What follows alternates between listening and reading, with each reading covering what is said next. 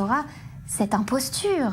Mais oui, le seul à avoir obtenu 2 fois le prix Goncourt, mais cela on ne l'apprendra qu'après sa mort en 80. Alors après avoir remporté pour la première fois le Goncourt pour les Racines du ciel en 56, Romain Gary traverse une période difficile. Ceux qui l'avaient encensé ne l'encensent plus, on le trouve ennuyeux, dépassé, on l'accuse même d'être réac du fait de son passé de diplomate gaulliste. Alors touché, l'écrivain décide de se jouer de ses critiques littéraires.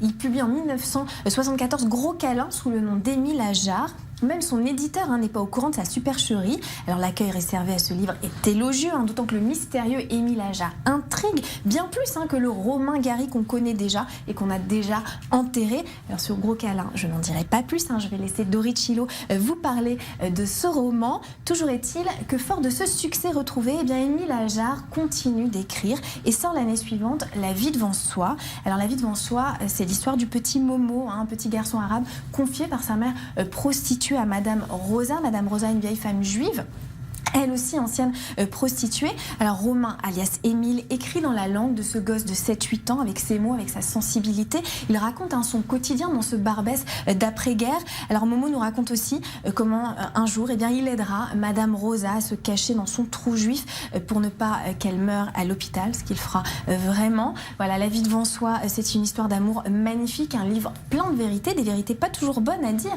Momo nous explique ainsi que les vieux et les vieilles ne servent plus à rien, plus à rien et ne sont plus d'utilité publique. Alors on les laisse vivre en Afrique où ils sont agglomérés par tribus, où les vieux sont très recherchés à cause de tout ce qu'ils peuvent faire pour vous quand ils sont morts.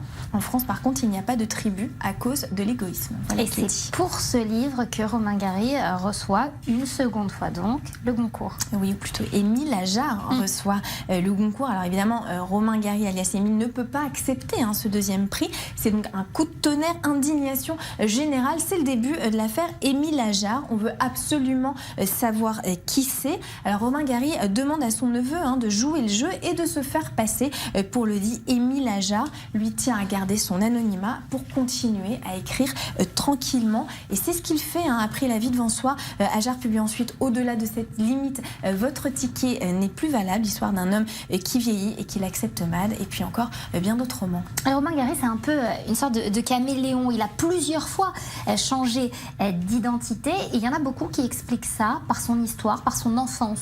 Oui, une histoire pleine de manques que Romain Gary essaiera de combler toute sa vie. Alors Romain Gary est né à Sèvres, il voyagera en 1914 à Vilno en Lituanie de parents juifs. Son père l'abandonne très tôt avec sa mère. Il part fonder sa propre famille ailleurs, une famille qui sera d'ailleurs plus tard décimée pendant la Shoah.